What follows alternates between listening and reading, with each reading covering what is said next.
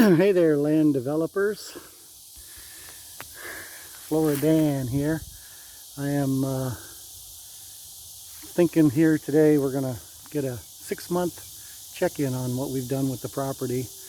I'm moved into Mayo in early February, like Feb 7. I think I found this property middle of February and we closed early March. So now it's early September, and so we are 6 months in. I took June off after I retired, so the beginning work was part-time because I was still working. Took June off, part of July. Actually took half of May off because it was my birthday. Most of June I just chillaxed from my retirement, and July kind of farted away the first 2 weeks because of 4th of July weekend. So got serious about it in late July. So you can see this is looking down. I'm at the northwest corner of the property. The first order of business was to get the frontage secured and get some new barbed wire up to seal the property up. The front was pretty heavily overgrown. My buddy Mark came up and we cleared the frontage, but we didn't actually get most of, a lot of the trees and brush and everything out of there, which I finished probably going into August. August was a big month around here. Last 5 or 6 weeks has really been full bore. But this was completely overgrown on the frontage. This was hard to do because there was a lot of creepy, sharp, thorny vines. We call them wait a minute vines because they grab your leg and you have to wait a minute while they hold you back. And we cleared, the other thing we did was we cleared all the pines up to about 10 feet limbs so you can walk around the area. And I continue to find beer bottles all over the place. That was one of the reasons to secure the frontage. People were using this land as a garbage dump. These skinny little trees here, there was predominantly a lot of these trees, and in the beginning I thought I'd leave a mixed bag of those and the pines, but as it turned out these things are horrible and it was overcrowded, so we thinned it all out. I left some, but I really like the fact that we have predominantly pines. Behind the frontage you can see the different color of where it gets to be grassy out there. There was a scattering of these broadleaf trees that I took out. So once we got past the frontage, this wasn't too bad. While we were digging the front out, this was pretty heavily overgrown, and I didn't even know it when I bought the property, but there were the remnants of a 16-foot gate here. There was a lot of trees and stumps in here, so you couldn't even see the entrance. So we took all the trees out of this area, and I need to redo the gates because the poles leaned over. But yeah, we have a 16-foot gate on the property. So we continued all the way. This is 273 feet on the frontage of this acreage. And when you walk this before, you could not see down into the property pretty much at all. So there's a lot of difference here. The main goal has always been to get Marvin, the RV, on the property and live in the RV for a while part-time. One of the things you have to do is clear the power pole. And you could have gone straight to clearing power pole, but for reasons that'll become clear later, everything kind of had to go in order. So clearing the trees was really the first order of business. So we did finally get the power pole and the power wire clear. I sort of told my neighbor I'd clear the chips out of here, but I don't think I'm going to. Screw her. She wouldn't clear the trees, so I had to go in here and clear the trees on my own. That was a couple of days with a man lift to get some of the higher stuff. there were huge piles. I'm at the mode now of chipping up all the brush piles. I'm day 3 of that going on right now. It'll probably be 1 more, maybe 2 more days of chipping. The driveway was always pretty open. I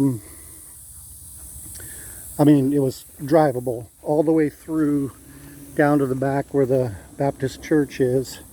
And then when you turned right at this little fork, the mobile home was pretty well obscured. And this area just to the left was full of those ferny, tall, crappy trees. Again, over here, I thought I would leave a mix of pine and those things, but as it developed, it became much nicer just to have the pines. So I pulled them all out. The most difficult, so this was all overgrown in here. I cleared this. This was phase 2, was to clear this whole compound out here, get a place to park some equipment. The MGs are here because I need to get rid of storage. I just did that last week. So I got rid of one of my storage units. Also in April, one of the early things we wanted was a work shed, so we didn't have to, the Jeep was full, top to bottom, with tools. So Mark and I built a shed before my birthday trip. And I jokingly, in my first video of the land, said I'm going to probably need a chainsaw. Well, that was a kind of an understatement of the century, because I've probably bought $10,000 worth of tools and equipment, including a front loader backhoe tractor. This area here, aside from the frontage, was probably the absolute worst overgrown. From this point, standing even with the mobile home, all the way to the property line where that pink line is, was complete jungle. I mean, it was, you couldn't walk through it. So just basically one bite at a time, we hacked our way through it. And then when we went to we rented a stumper, or I rented a stumper. And so this is pretty much, I call it the moonscape. It's full of a lot of chips and debris, because fundamentally you just had to dig so many stump clusters of these trees out that I just basically ground it all up with the stumper. So raking and leveling this is a future job, because this area back here in the west middle, this is where I want all the garages, utility buildings, and so forth to go. Heading south, this area was lots of grasses and a mixture of those crappy trees. You can see I left a bunch of them in. Right over here, probably I'm going to put in the garden / agriculture. So won't be too much work to do to get this into a garden shape. Then the back you could walk through. There was a lot of grasses, tall grasses, too many trees, and a big clump. So you can see the brush piles back here, give you an indication of how many trees and so forth we took out. So behind the mobile home, this big broad area right here is going to end up being some kind of a corral. It's going to run all the way back to the thickest pines back there. That pine tree right there, center frame, it will be inside the corral, as will this pine here and that pine there. So when you look going back out, this is going to end up being a roadway down to here. Then you can turn around or turn left between these two trees. It's a straight shot, depending on how I lay in the fencing, but it's a straight shot through here.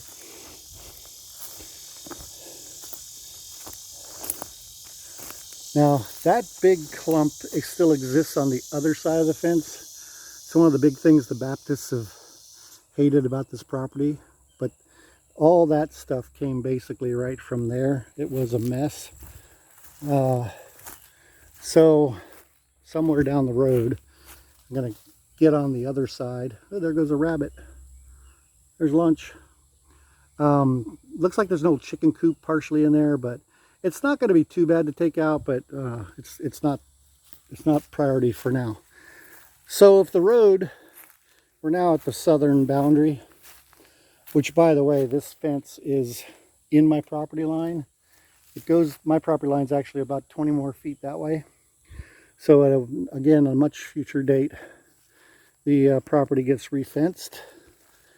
But all the cutting of trees is done. We're in the final phase of clearing, which is, chipping up all the chippy chips. Everybody asked me why I didn't, just burn it. Well, one, I don't have water on property right now, and this fire got out of control. I could burn down neighbors' houses and stuff. Future, I can burn, but honestly, there's just too much stuff to burn it off without water. But now here from the back end, you could not get through here without a machete when I bought the property. It was completely overgrown, and now it's all open. So future plan right now looks like this mobile home obviously has always been intended to go. I wanted to put a log cabin on here for a while, but I think that's going to be a shelved idea. I didn't really need a place to live because Paula and I have a condo in Cartagena, but because of COVID, I can't go to Colombia. So I'm living in the RV, which can happen for quite some time to come. So there's nothing urgent, but this is such an eyesore. I have plans and designs to take it apart myself, or I haven't called them yet, but I've got the names of a couple of companies that take these things apart for a living. Oh, the other major milestone in the final throes of getting Marvin on site is I built a billboard, put in a new combination meter breaker box, and a 50 amp RV plug. The septic is behind the mobile home. It's certified. So I probably put a septic outlet where that little footstool is, or somewhere back here. Run the septic back. And then the siting of the well guy's coming on Wednesday. Another reason to clear the property was we didn't have a lot of choices on where the well would go because you couldn't get to anything. So I want the well back over in that corner, like in the tree line, or in that corner in the tree line. And that does a couple of things. One, the water will roll downhill and I can gravity feed the agriculture. Over here on the south line would be better. It's a much shorter power run because I'll have to get a trencher and run a ditch all the way back here to the power box so I can put in the well circuit breaker. Well, that's where we are 6 months in. We're probably 4 weeks away. The well driller said it's going to be about 4 weeks before they can get a crew out here to drill a well. I had some bum information about that. I thought I was told by them the power had to go in before the well could be drilled, but I talked to the owner and he said no, that's wrong. So I could have actually had the well guys teed up 3 weeks ago to come and get them lined up, but it is what it is. So we'll be in the RV park for 1 more month, and that's the status of Live Oak. See y'all later.